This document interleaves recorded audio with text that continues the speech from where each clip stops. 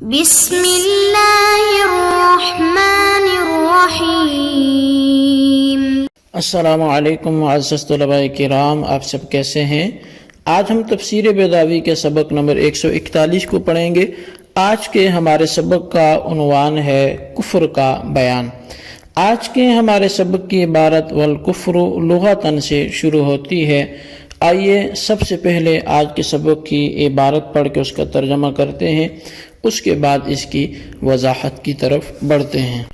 مصنف علیہ رحمہ لکھتے ہیں والکفر لغتاً ستر النعمت واصلہ الکفر بالفتح وهو الستر ومنه قیل للزارع واللیل کافر ولکمام ثمرۃ کافور وفي الشرع انکار ما علم بالضرورة مجيء الرسول صلی اللہ علیہ وسلم به وانما عد لبس الغيار وشد الزنار ونحوهما كفرا لأنها تدل على التكذيب فإن من صدق الرسول صلى الله عليه وسلم لا يجترئ عليها ظاهرا لا أنها كفر في أنفسها۔ اور کفر لغت میں نعمت کے چھپانے کا نام ہے، اور اس کی اصل کفر ہے کاف کے فتح کے ساتھ، جس کے معنی مطلقاً چھپانے کے ہیں، خواہ نعمت کا چھپانا ہو یا غیر نعمت کا۔ اور اسی کفر سے مشتق کر کے کسان اور رات کے لیے کافر اور غلاف شگوفہ کے لیے کافور کا لفظ بولتے ہیں۔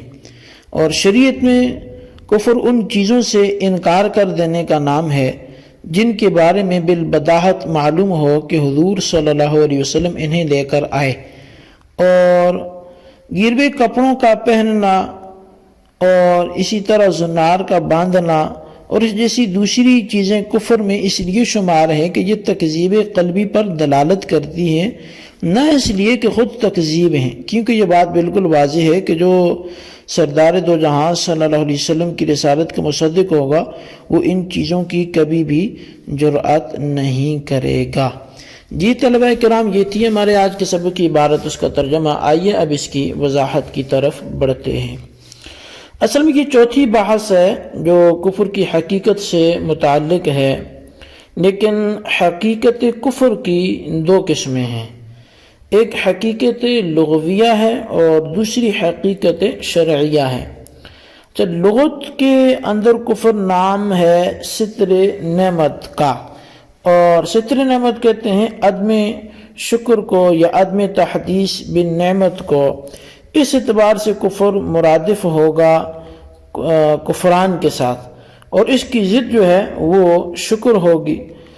اس کفر یعنی جو زما کے ساتھ ہے کاف کے، اس کی اصل جو ہے وہ کفر ہے، یعنی کاف کی فتح کے ساتھ، اور اس کے معنی مطلقاً چھپانے کے ہیں، ستر کے ہیں۔ جیسے کفر نعمت کو چھپانا اور کفر جو ہے وہ مطلقاً چھپانا ہے۔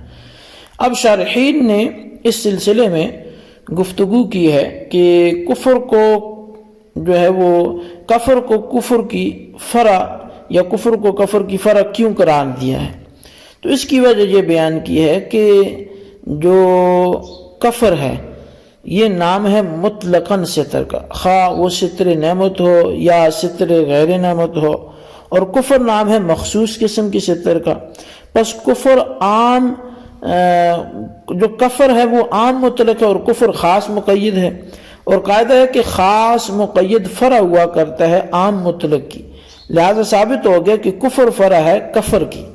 لیکن ایک لغوی کا بیان یہ ہے کہ کفر و کفر دونوں اپنے معنی کے اندر اصل ہیں، ایک دوسرے کے تابع اور فرع نہیں ہے۔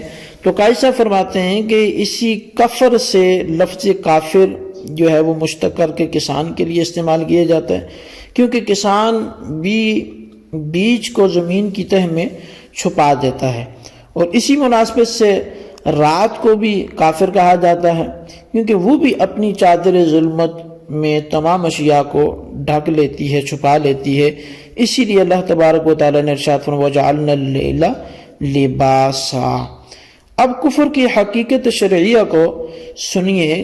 کفر کی ایک تعریف تو امام غزالی نے کی، اور ان کے الفاظ یہ ہیں کہ تکذیب الرسول فیما جاء بہ من عند اللہ، یعنی رسول اللہ جو احکامات خدا کی طرف سے لے کر آئے ان احکام میں رسول اللہ صلی اللہ علیہ وسلم کو جھٹلانا یہ کفر ہے۔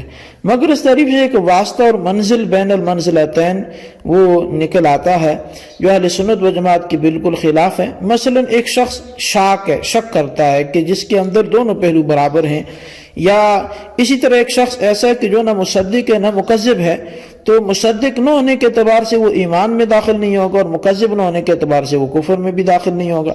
حالانکہ یہ منزل بین المنزلتین یہ اہل سنت کا نظریہ نہیں ہے اور اس سے وہی ثابت ہو رہا ہے۔ اس لیے قاضی صاحب نے اس تعریف سے گریز فرمایا اور دوسری تعریف کی۔ چنانچہ فرماتے ہیں کہ وفی الشرع انکار ما علم بالضرورت مجیء الرسول بہ صلی اللہ علیہ وسلم، یعنی شریعت میں کفر نام ہے ان چیزوں سے جاہل رہنے کا کہ جن چیزوں کے بارے میں مشہور ہو چکا ہے کہ ان کو نبی علیہ السلام لے کر آئے۔ تو قاضی صاحب نے تعریف کفر کے اندر انکار کا لفظ استعمال کیا ہے، اور یہ انکار ماخوذ ہے انکرت الشیء سے، اور انکرت الشیء اس وقت بولا جاتا ہے جب کہ کوئی شخص کسی چیز سے جاہل رہ جائے۔ اس تعریف کے اعتبار سے کوئی واسطہ بھی پھر ثابت نہیں ہوتا اور کوئی خرابی لازم نہیں آتی۔ اچھا، علامہ کرمانی جو شارح بخاری ہیں انہوں نے یہ فرمایا کہ بعض علماء کفر کی 4 قسمیں بیان کرتے ہیں اور کہتے ہیں کہ ان 4 قسموں میں سے کوئی بھی قسم اگر کسی کے اندر پائی گئی تو وہ مستحق کی مغفرت نہیں ہوگا۔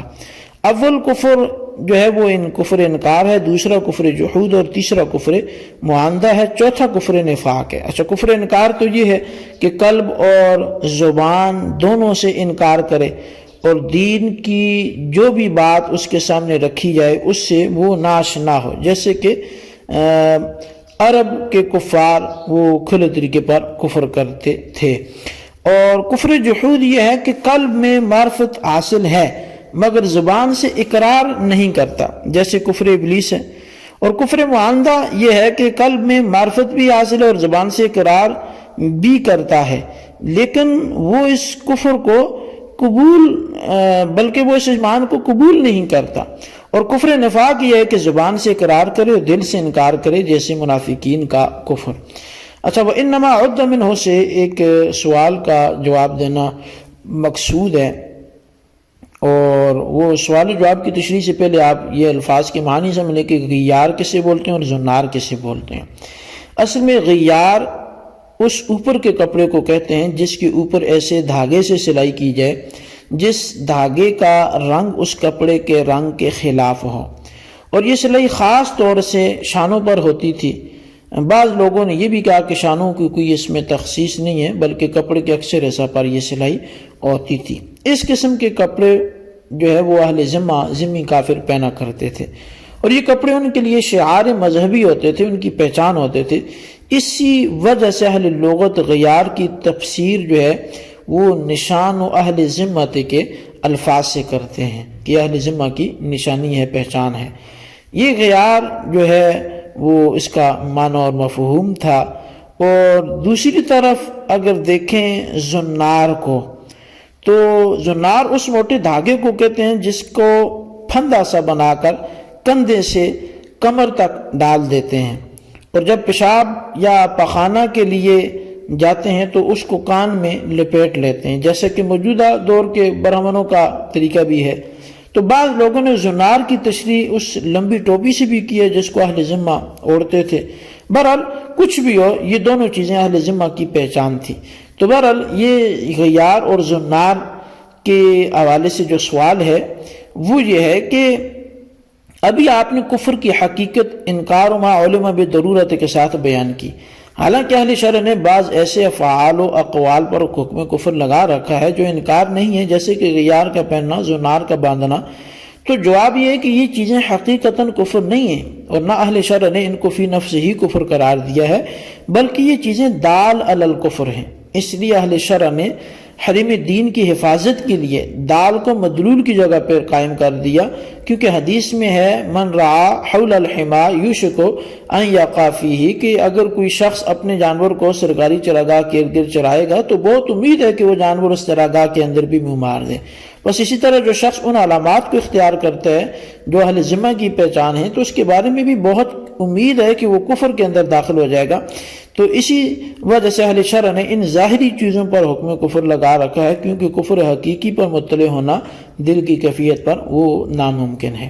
علامہ ابن حمام صاحب فتح القدیر جو ہیں وہ فرماتے ہیں کہ ایمان کے اندر اہل شرع نے بہت سے ایسے لوازم کا اعتبار کیا ہے جن کے معدوم ہونے کے وقت اللہ اور اس کے رسول اور اس کی کتابوں کا کفر مرتب ہو جاتا ہے۔ اسی وجہ سے بہت سے ایسے افعال و اقوال کی وجہ سے انسان کو کافر قرار دیتے ہیں جو حقیقتاً کفر نہیں ہے، لیکن چونکہ تصدیق اور عدم تصدیق ایک امر باطنی ہے، مخلوق اس کے اوپر مطلع نہیں ہو سکتی، اور شرع کا یہ قانون ہے کہ جن چیزوں کی حقیقت پر مطلع ہونا ناممکن ہو تو وہاں مدار حکم حقیقت نہیں ہوتی بلکہ اس کی علامات ظاہرہ مدار حکم ہوتی ہیں۔ چنانچہ غیار و زنار کا پہننا بھی اسی قبیلہ سے ہے، لیکن یہ بات یاد رہے کہ ان علامات سے ظن کا فائدہ ہوگا نہ کہ یقین کا۔ جی طلبہ کرام، یہ تھی ہمارے آج کے سبق کی عبارت، اس کا ترجمہ، اس کی وضاحت، اس کو اچھی طرح سمجھیں، اس کے خلاصے کو اپنے رجسٹر پر ضرور لکھیں، بالخصوص ان سوالات کے جواب بعد میں۔ سوال نمبر 1 یہ ہے کہ کفر اور کفر میں فرق بیان کریں اور یہ بتائیں ان میں سے اصل کون ہے۔ اور سوال نمبر 2 یہ ہے کہ غیار اور زنار کا معنی بیان کرتے ہوئے حکم تحریر کریں۔ اللہ تبارک و تعالیٰ سے دعا ہے جو کچھ ہم نے پڑھا سنا اسے یاد رکھنے کی توفیق نصیب فرمائے۔ آمین بجاہ النبی الامین صلی اللہ علیہ وسلم۔